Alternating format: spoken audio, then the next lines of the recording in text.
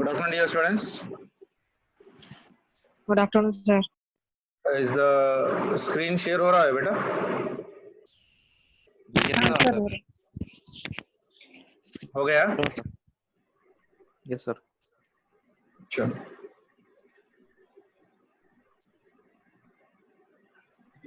हाँ सर हो रहा।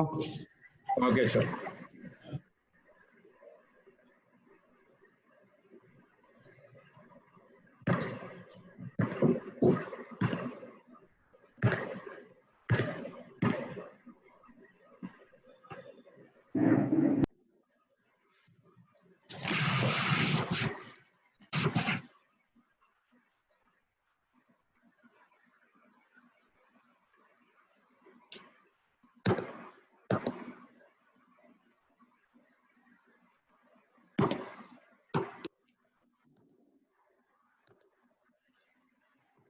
So start with the next chapter, beta. The first topic of your physics, that is your vectors.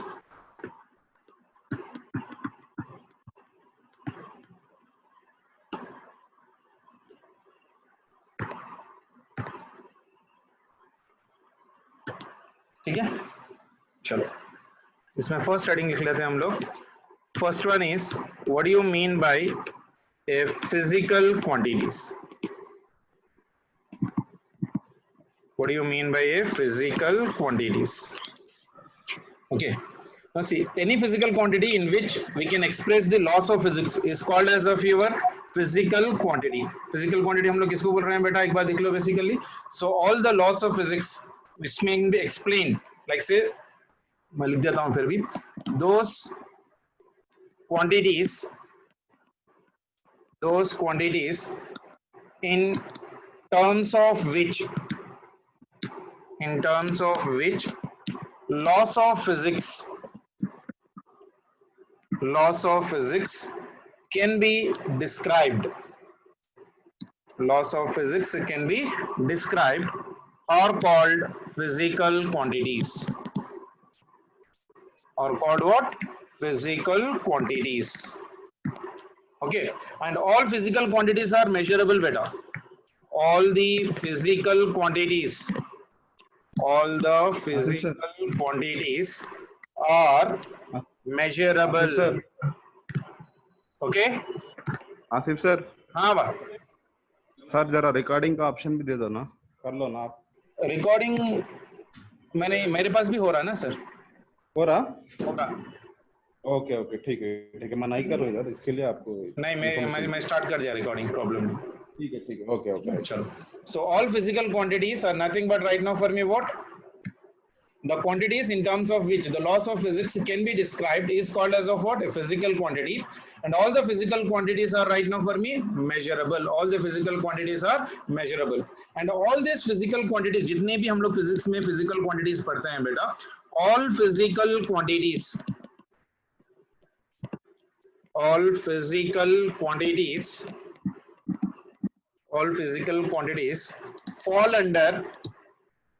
fall under two categories.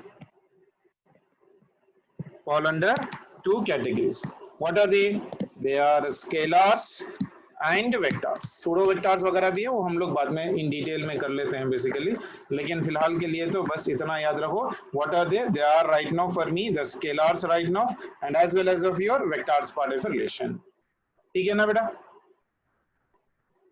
ठीक है. So that is about your quantities part of relation. ठीक है. So all physical quantities fall under how many categories बेटा? Two categories. They are right now for me scalars and as well as of your vectors part of relation. तो what are the vectors right now? Vectors simplify करने के लिए पहले हम लोग को क्या डिफाइन करना है? Physical quantity को डिफाइन करना है. What exactly is a physical quantity? Those quantities in terms of which the laws of physics can be described is called as of a physical quantity. And all the physical quantities are measurable. And all physical quantities fall under how many categories beta? Two categories. They are the scalars and as well as of your vectors part of relation. Clear है सभी को? Yes sir. चलो next heading चलते हैं basically. Scalars. What do you mean by scalars? किसी को याद है स्केलर? जिसके सिर्फ मैग्नीट्यूड हो, बट नो स्पेसिफाइड डायरेक्शन। कोई भी एक फिजिकल क्वांटिटी है, जैसे मान के चलो अगर आप टमाटर खरीदने गए मार्केट में, तो आप क्या बोलोगे? टमाटर। आप अगर वेंडर को बोलोगे बेसिकली मुझे 10 किलो टमाटो का चाहिए या 1 किलो टमाटो चाहिए, तो क्या आप अपना डायरेक्शन भी दोगे कि मुझे 10 kilo of tomato in the north and south direction में चाहिए या वेस्ट और नॉर्थ डायरेक्शन में चाहिए? क्या कुछ डायरेक्शन दोगे उसको? क्या दोगे? खाली मैग्नीट्यूड दोगे, 1 केजी या 2 केजी या 3 केजी, यानी स्पेसिफाइड सिर्फ इसके लिए मैग्नीट्यूड ही काफी है। सो वैसे वाले फिजिकल क्वांटिटीज हम लोग को स्केलर्स के नीचे आते हैं basically. So what I can right now, a physical quantity which requires only the magnitude for its complete specification is called as of your scalar। जैसे मास है, अगर मैं 40 kgs हूं तो 40 kgs हूं, अगर 80 kgs हूं तो मान के चलो मेरा वेट 80 kg है, तो 80 kg mass is right now what scalar quantity. अब मेरा 80 kg वेट कौन सी डायरेक्शन में, इससे आपको क्या लेना देना है कि नहीं? डायरेक्शन स्पेसिफाइड चाहिए क्या आप लोग को मास डिफाइन करने के लिए? खाली इसका वेट अगर बोलते हैं इतना वेट है तो काफी है ना, तो उसका डायरेक्शन जरूरत नहीं होगी बेसिकली कि नॉर्थ में डायरेक्शन में है या साउथ डायरेक्शन में है या नॉर्थ ईस्ट में है या वेस्ट नॉर्थ में है। So that doesn't require any specified direction. So that are called as of your scalars quantity. So right now I can write here right now a quantity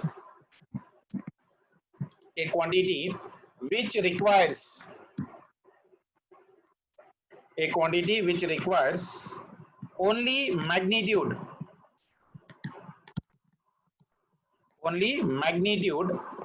for its complete specification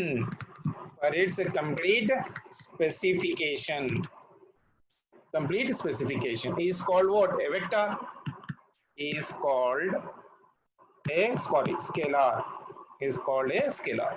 So scalar समझ में आया सभी को? What exactly is a scalar quantity बेटा? A physical quantities, all the physical quantity falls under scalars and vectors। अगर scalar define कर रहे हैं तो हम लोग क्या बोल रहे हैं? A quantity which requires only the magnitude for its complete specification is called as right now for me what? A scalar quantity। इसका best example दे रहा हूं मैं basically। example ले लो, sorry result कम गया। Yeah।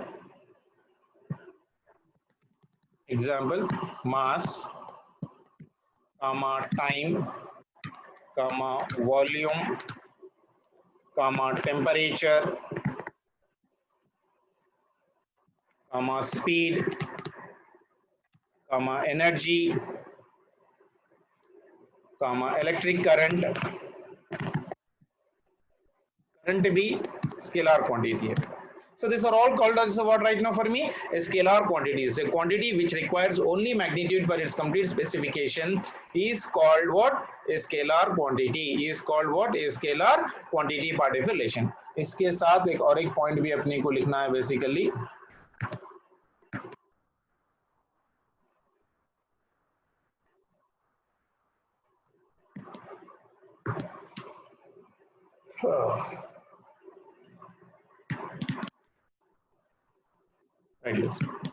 They follow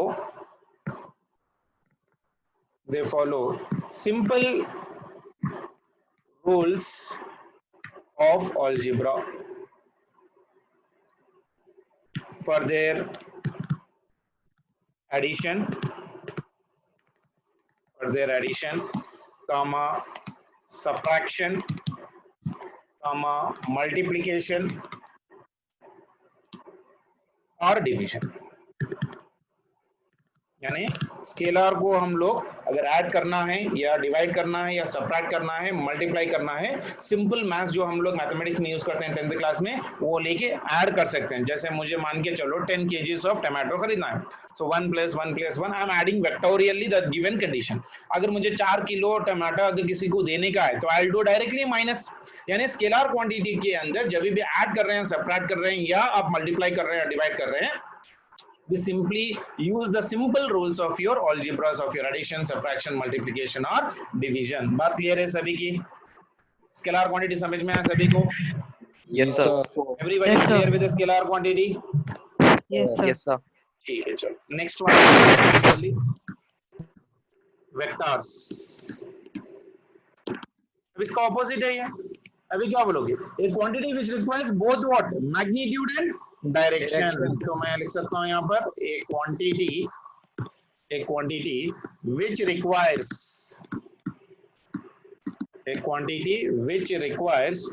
both magnitude magnitude and direction.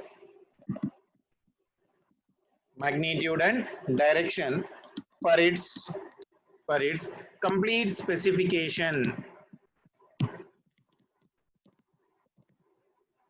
For its complete specification, as well as they must follow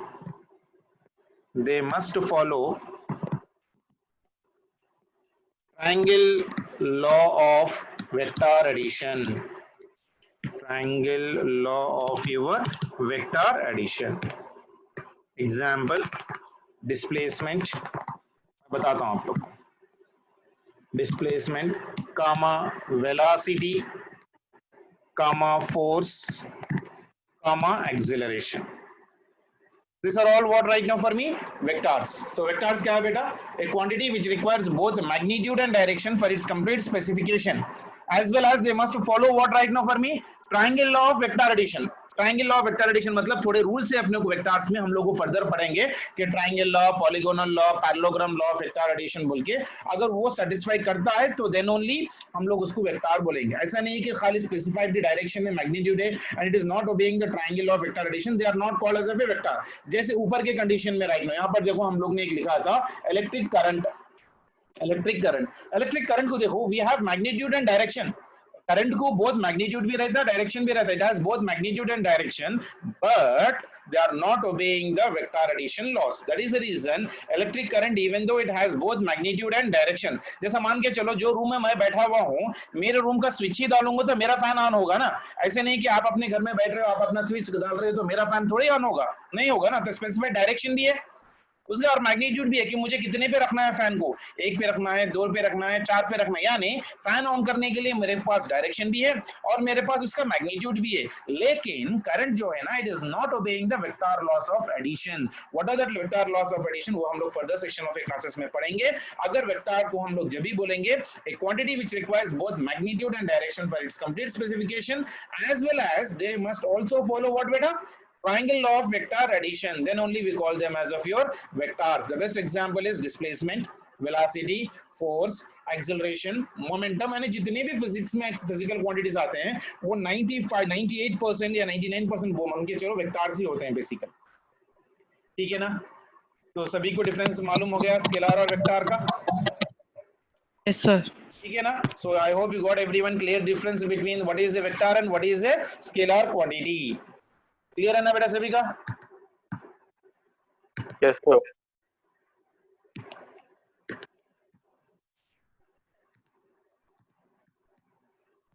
चलो next चलते हैं फिर हम लोग.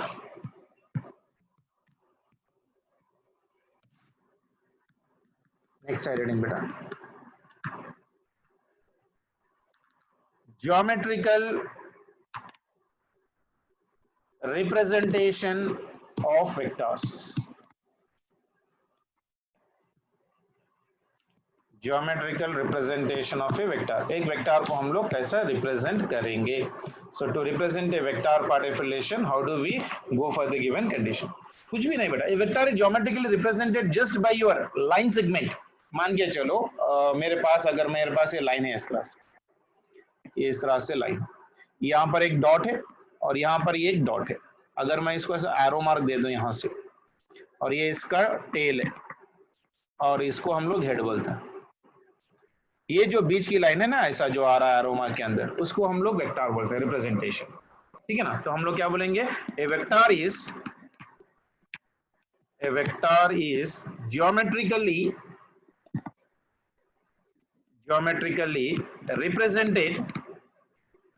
geometrically represented by a directed line segment. That is by a line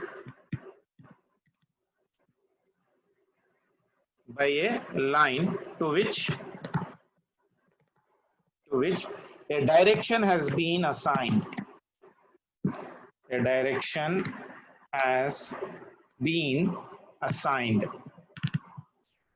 ठीक है ना.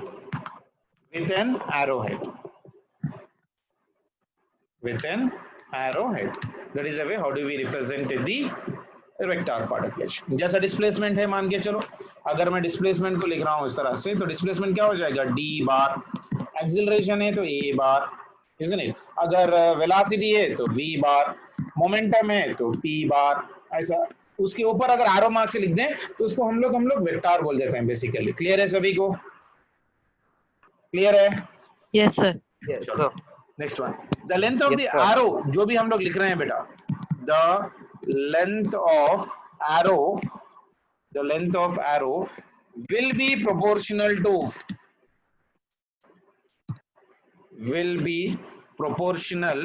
to the magnitude, will be proportional to the magnitude of the vector, and its arrow is directed in the direction, or in the sense of direction, I can say, in the sense of direction of the given vector.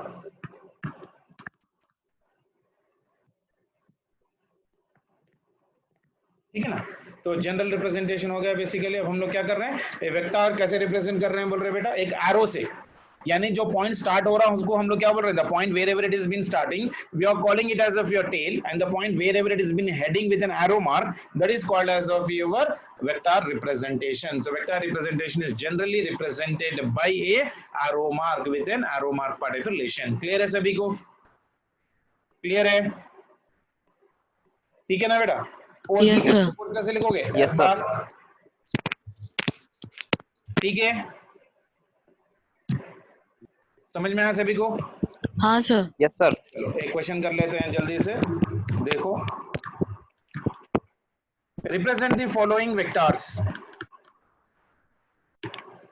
Represent the following vectors. Represent the following vectors. First one दे रहा हूं मैं, number 1, a bar is equals to 2 units due east. Second question है, b bar is equals to 4 units due north.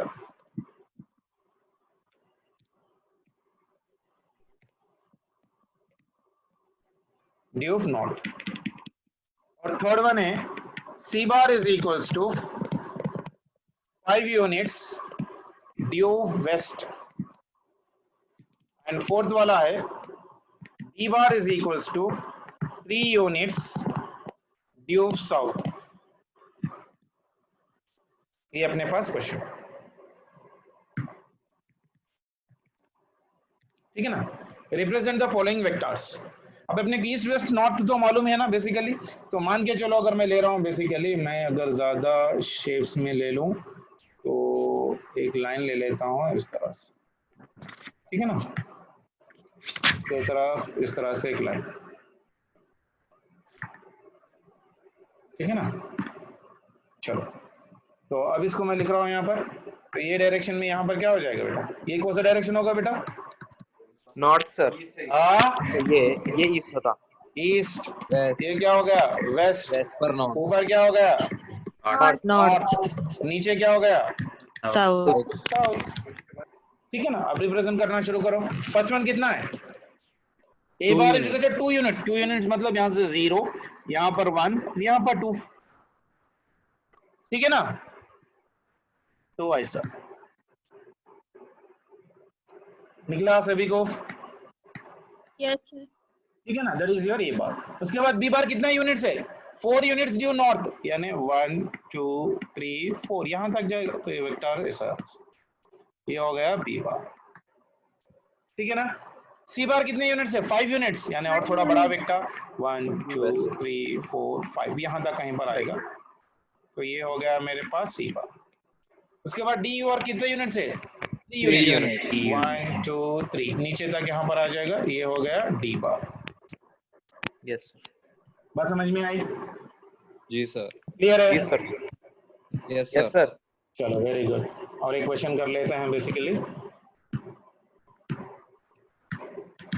अच्छा दिमाग लगा के बोलो। और बहुत ही ज्यादा मतलब हद से ज्यादा इंपॉर्टेंट टॉपिक है।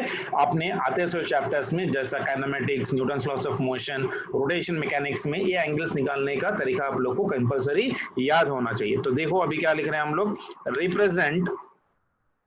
Represent the following vectors, represent the following vectors. First question दे रहा हूं मैं आपको। A bar is equals to 3 units due 30 degrees north of east। ठीक है ना, ये हमारा first question. Second question, B bar is equals to 4 units due 60 degrees north of west। ठीक है ना। Third one, C bar is equals to 5 units due 75 degrees west of south। Fourth one देखे चलो, D bar is equals to 4 units due south east। Question पढ़ो अच्छी तरह से, दिखाई दे रहा है क्वेश्चन? बोर्ड क्लियर है बेटा सभी को? Yes, sir. Okay, represent the following vectors बोल रहा है। ए बार कितना दे रखा है? 3 units due 30 degrees north of your east. B bar is equal to 4 units due 60 degrees north of your west. C bar is equal to 5 units due 75 degrees west of south. And D bar is equal to 4 units due south east directly. ठीक है ना। चलो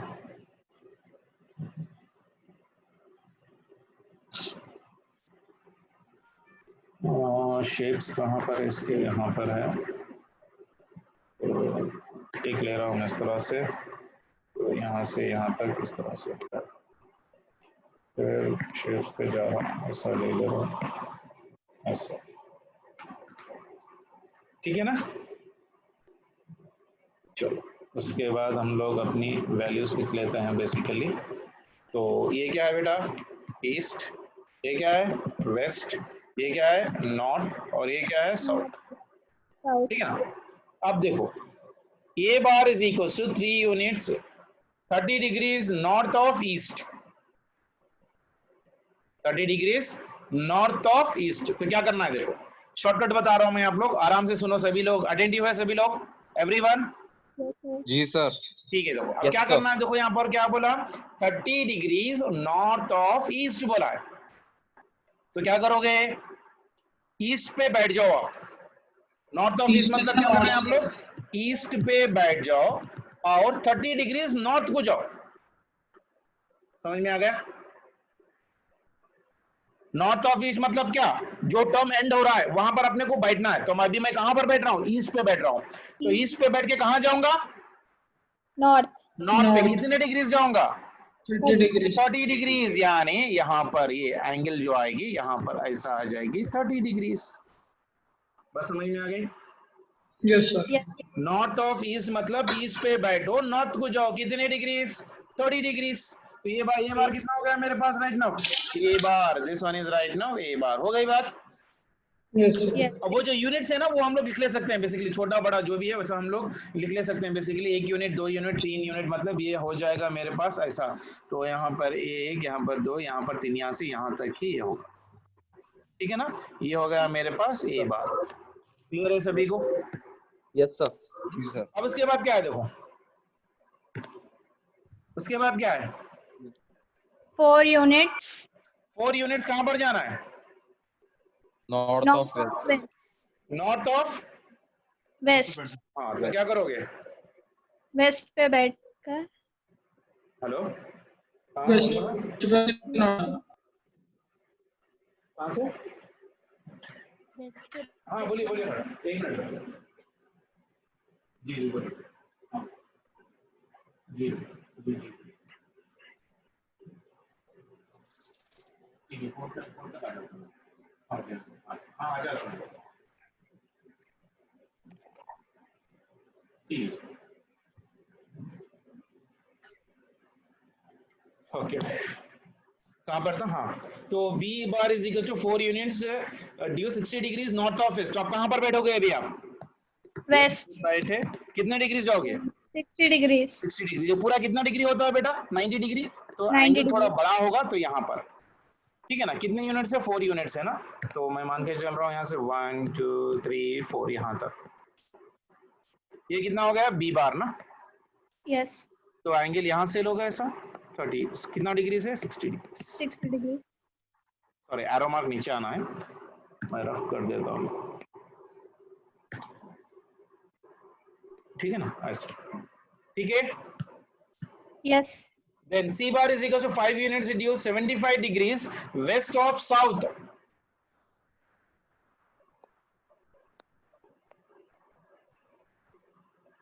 तो बोलो south पर south पे बैठ के, क्या बोले?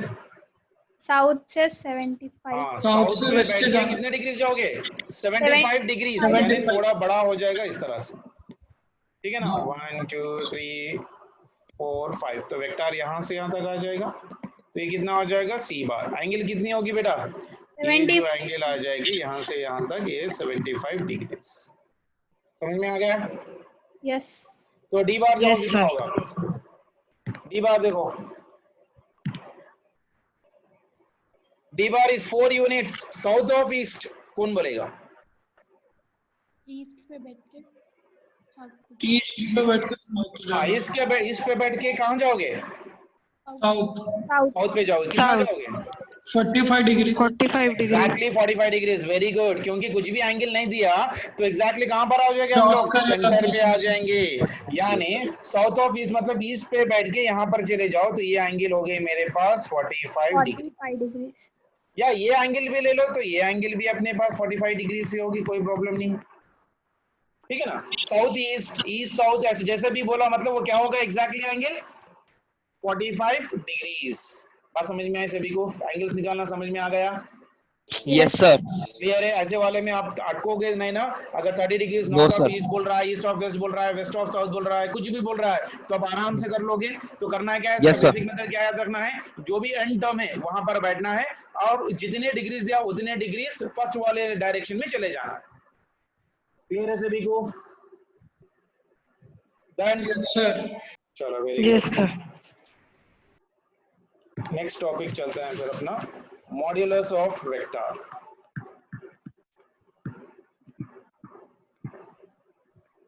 मॉड्यूलस ऑफ ए वेक्टर मतलब क्या बेटा? मॉड जैसे मैथ्स में लिखते हो क्या है? It is simply what? Magnitude of the vector, ठीक है ना? मैग्नीट्यूड या it is simply the magnitude of the vector, the magnitude of vector, and it is represented by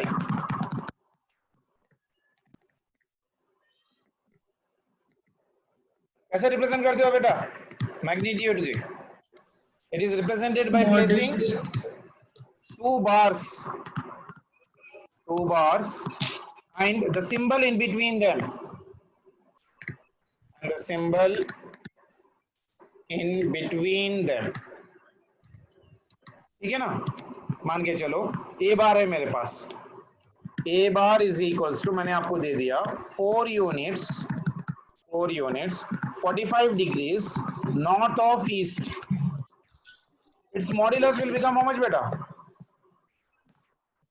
it's modulus is mod of a bar, ऐसा लिखोगे। दो bar के बीच में symbol, mod of your a bar is equals to 4 units, ठीक है ना? Same way the magnitude of the vector, the magnitude of a vector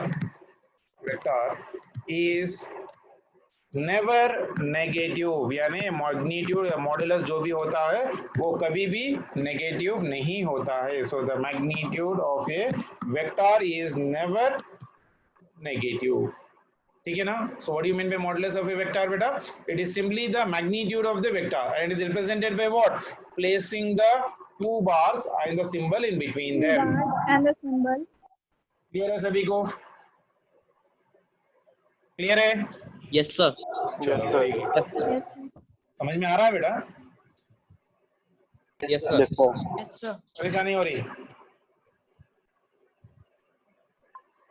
कुछ भी नहीं हुआ ना, जब से हम लोग क्या कर रहे थे, छोटा छोटा टॉपिक ही करे ना हम लोग, खाली वेक्टर डिफाइन करे, स्केलर डिफाइन करे, उसको कैसे रिप्रेजेंट करते लिखे, उसके बाद हम लोग ने रिप्रेजेंटेशन लिख लिया, उसके बाद मॉड्यूलस ऑफ वेक्टर देख लिया। अब उसके बाद हो जाएगा लास्ट टॉपिक अपना जो है आज के सेक्शन में, देखते हैं, देख लो,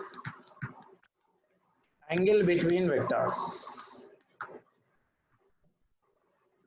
angle between the two vectors. यहाँ पर अगर बच्चा फंस गया तो पूरा फिजिक्स में फंसते ही रह जाएगा। तो एंगल निकालना बहुत आराम से सीखो, और हर चैप्टर में आप लोग को साथ छोड़ेगा ही नहीं, कहीं पर भी जाओ, कोई चैप्टर में भी जाओ, फर्स्ट ईयर या सेकेंड ईयर में, तो एंगल निकालने का मेथड अपने को जरूर आना ही आना चाहिए बेसिकली। ठीक है ना? क्लियर है? Yes. क्लास सुनोगे, ध्यान लगा के सुनो। अगर ये समझ में आया मतलब पूरा वेक्टर समझ में आ गया बेटा। अगर ये समझ में नहीं आया तो फिर सामी का वेक्टर सबको समझ में ही नहीं आएगा बेसिकली। अगर ये आज की क्लास में अगर आपको एंगल निकालने आ गया मतलब समझ लो आपका वेक्टर्स परफेक्ट है। ठीक है? Yes, sir. चलो पहले हम लोग कर लेते हैं एक मेथड से। मैं 2 मेथड बताता हूँ, जो भी आपको अच्छा लगे मेथड, वो मेथड आप लोग अपने हिसाब से फॉलो कर लो। और बहुत आसान है लेकिन समझने पे डिपेंड करता है। अच्छा जरा दिमाग लगा के समझो, then everything will become very easy for us. तो मेरा फर्स्ट मेथड है head to tail method. Head to tail method, ठीक है ना? हेड टू टेल मेथड करना कुछ नहीं है। हेड मतलब फर्स्ट वेक्टर का हेड और टेल मतलब सेकंड वेक्टर का टेल, दोनों को ऐड करना है, बस इतना ही काफी है। समझ में आई बात? क्या करना है अपने को? Head of the first vector को tail of the second vector हम लोग को लगाना है, और फर्स्ट वेक्टर को एक्सटेंड करके उससे जो एक्सटेंडेड से एंगल बनती है टेल से, उसको हम लोग एंगल ले लेंगे, that is nothing but of your theta. ठीक है ना? मैं समझाता हूं, देखो एक बार आराम से समझो। पहले मैंने एक वेक्टर ले लिया, मान के चलो ये वेक्टर है ए बार और ये वेक्टर है मेरे पास बी बार। इन दोनों के बीच में एंगल निकालना है। तो आप लोग को हेड मालूम है, टेल मालूम है, ये हो गया इसका हेड, ये हो गया इसका टेल, ये हो गया इसका टेल, और ये हो गया इसका हेड। फर्स्ट वेक्टर कौन सा है बेटा? ये। सेकंड वेक्टर क्या है? बी। तो अब एंगल कैसे निकालोगे? देखो क्या करोगे, head of the first vector को tail of the second vector को ऐड करना है। तो ये हो गया मेरे पास फर्स्ट वेक्टर ऐसा, उसके बाद और एक वेक्टर हो गया मेरे पास फिर से ऐसा।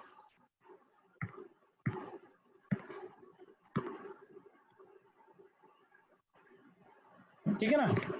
ऐसा। तो ये हो गया था फर्स्ट वेक्टर यहाँ पर।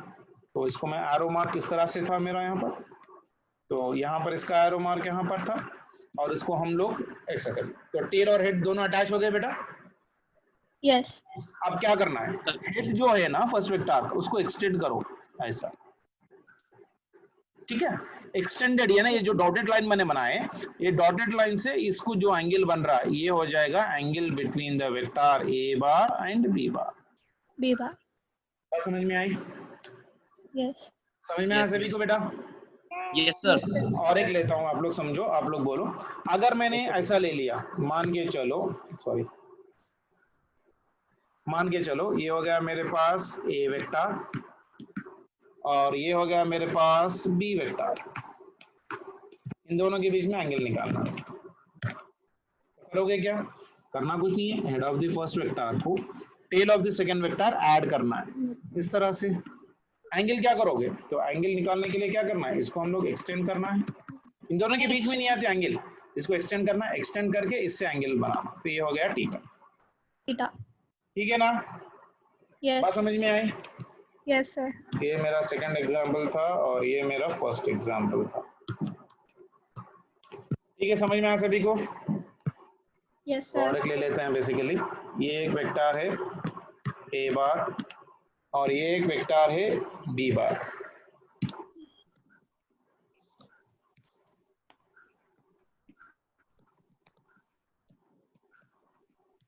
अब बताओ कैसे निकालोगे vector?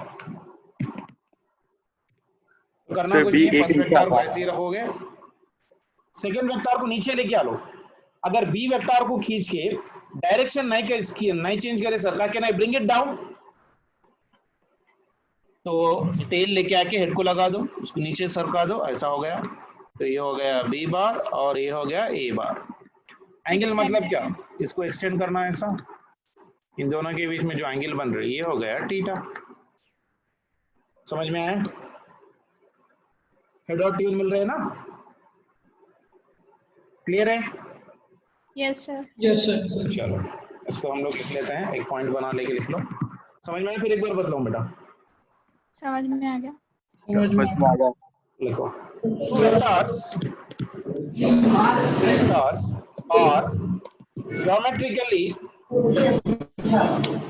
Vectors are geometrically placed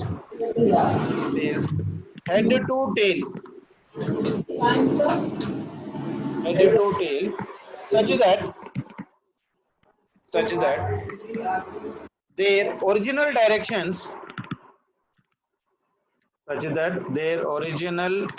direction is not changed. Original direction is not changed. Now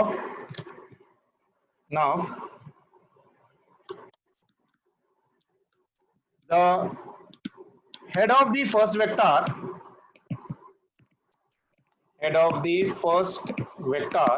is produced and then the angle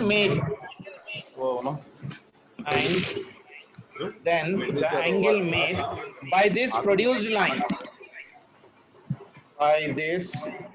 सन्ना दिख रहा है sir. produced line with the second vector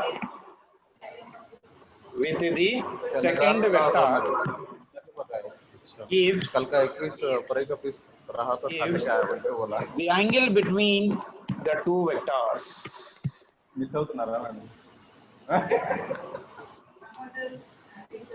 Give a star mark for this one.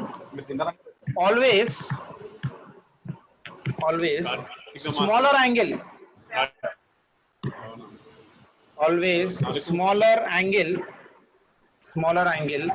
between two vectors is taken.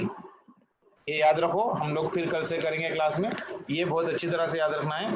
Always the smaller angle between two vectors is being taken.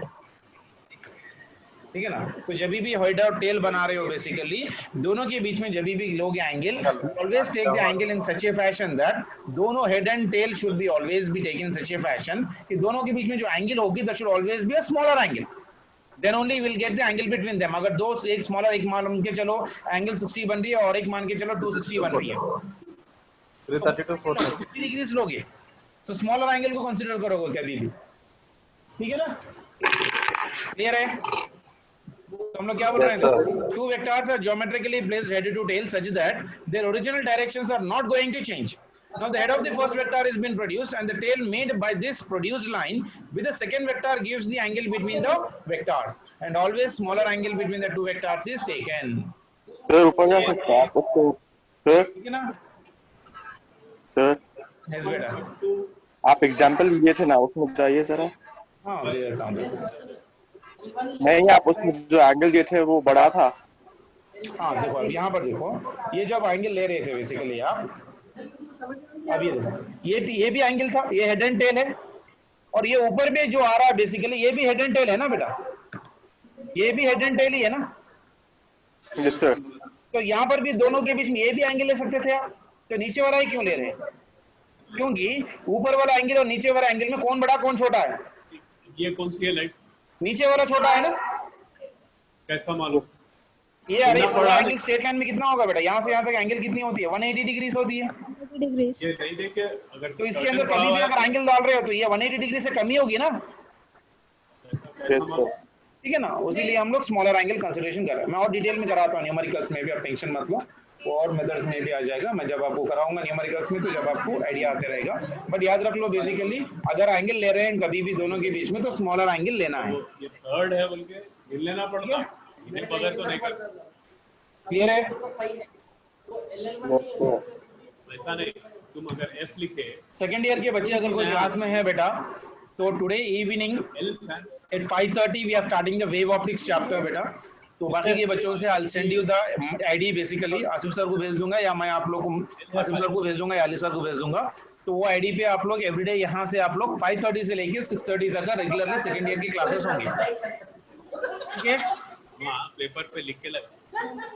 Second year के बच्चे हैं आसिफ इसमें? हाँ है sir. तो चलो अगर second year के बच्चे हैं तो इवनिंग में एक्चुअली अपना रे ऑप्टिक्स हो चुका है तो आज से नया टॉपिक स्टार्ट हो रहा है वेव ऑप्टिक्स। तो you try to start attend the classes in the evening 5:30 से लेके 6:30 डेली। ठीक है? Okay sir. ओके चलो ठीक है। और टेल टू टेल मेथड है और एक एंगल निकालने का, वो हम लोग कल कर लेंगे। ठीक है? या अभी करा दूं? करा दूं? ठीक है अच्छी बात है। Next method tail to tail method. Tail to tail method. ठीक है? वो मारता अच्छा दिख रहा मैं। चलो अगर अपन इसमें देखो क्या करना है। Two vectors are placed tail to tail or tail to tail. The angle enclosed is the angle between the two vectors. समझ में आई? Two vectors are being placed from where? Tail to tail. मान के चलो कि example दे रहा हूं मैं आप लोग को। ये हो गया एक वेक्टर और ये हो गया एक वेक्टर। ये बी वेक्टर है और ये वेक्टर है। तो टेल टू टेल मतलब ये इसका टेल है और ये इसका टेल है। दो टेल्स मिलाना है तो क्या करोगे? फर्स्ट वेक्टर को ऐसे ही रखोगे, सेकेंड वेक्टर को शिफ्ट करोगे और टेल लेके आके फर्स्ट टेल के पास मिलाओगे। तो ये हो गया बी वेक्टर और ये हो गया ए वेक्टर। इन दोनों के बीच में जो भी एंगल एनक्लोज हो रही है वो हो जाएगी थीटा। बात समझ में? Yes sir. एग्जाम्पल और एक ले रहा हूं। अगर ये एंगल 60 डिग्री से, तो ये हो गया इसका एरो मार्क, ये हो गया इसका एरो मार्क। तो इसकी एंगल क्या होगी बेटा? 300 डिग्री होगी। ठीक है ना? कौन सा लोगे? दोनों टेल और टेल मिल रहे हैं ना बेटा? हेलो? Yes sir. तो एंगल एनक्लोज लेना है अपने को। तो दोनों टेल टेल मिल रहे हैं तो 300 भी आंसर हो सकता है, 60 भी आंसर हो सकता है। तो कौन सा एंगल होगा? कम वाला 60 वाला। कम वाला लेना है। समझ में आया आप लोगों को? Yes sir. जो भी एंगल एनक्लोज हो रहे हैं बेसिकली, तो यहाँ पर दो ऑप्शन है। तो एक तो 300 भी बन सकता है या 60 भी बन सकता है। तो अपने को लेना कौन सा है? Smaller angle enclose we should take it. बात समझ में आए सभी को? Yes sir. ठीक है ना? और एक एग्जांपल दे रहा हूँ, देखो इसकी एंगल बताओ। ये हो गया मेरे पास ए बार और ये हो गया मेरे पास बी बार। इन दोनों के बीच में एंगल बताओ जल्दी से, कैसे निकालो? फर्स्ट वेक्टर को ऐसे ए वेक्टर को शिफ्ट कर लेते हैं। टेल लेके आके फर्स्ट वेक्टर को लगा दोगे without changing the direction, and उसको वैसे ही पैरेलली डिस्प्लेस करोगे। तो यहाँ पर हो गया ये हो गया बी बार। तो इन दोनों के बीच में जो एंगल बन रही है ये हो गया थीटा। ठीक है? Yes sir. तो एक नोट डाल लो basically, if the vector is shifted parallelly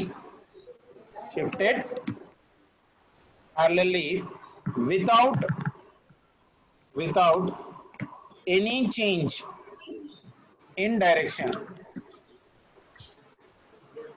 then that vector will not change, यानी एक वेक्टर को हम लोग क्या कर सकते हैं, पैरेलली शिफ्ट कर सकते हैं। देखो मैंने बी को पैरेलली शिफ्ट करा है ना, पैरेलली शिफ्ट करा है मैंने, बी जहां पर था उसको पैरेलली शिफ्ट करके लेके आके tail of the first vector को और tail of the second vector दोनों को अटैच कर दिया। दोनों के बीच में जो एंगल एनक्लोज हो रही है that is the angle between them. Clear है सभी को? Yes sir. बात क्लियर है? Yes, sir. एंगल निकालने आ गया Yes, सभी sir. को अभी? आ गया। Yes, How to sir. take the angle between the two vectors? कितने मेथड से अपने पास? हेड टू टेल मेथड एक है और एक कौन सा मेथड है? Tail to tail. Tail to tail. Tail to tail method, tail to tail method. Clear है सभी को? Yes sir. ठीक है ना? Yes, sir. I hope everyone is clear with this one. इसका आज एक बार फिर से रिवाइज कर लो अच्छी तरह से, जो भी है मैं आप लोगों को भेज दूंगा, स्क्रीनशॉट हो या मे बी स्क्रीन रिकॉर्डिंग जो भी हो रहा है वो आप लोग को भेज दिया जाएगा। आप लोग रिवाइज करो, वेक्टर्स अपने पास अगर एनसीईआरटी टेक्स्ट बुक है तो निकाल के पढ़ने की कोशिश करो, ठीक है? ओके चलो बेटा, take care, bye. Second year के बच्चों को इवनिंग 5:30 से लेके 6:30 तक क्लास रहती, वेव ऑप्टिक्स। आसिफ निकलो, आसिफ। चलो सर नहीं है सर का, चलो बाय बेटा। Okay sir, thank you.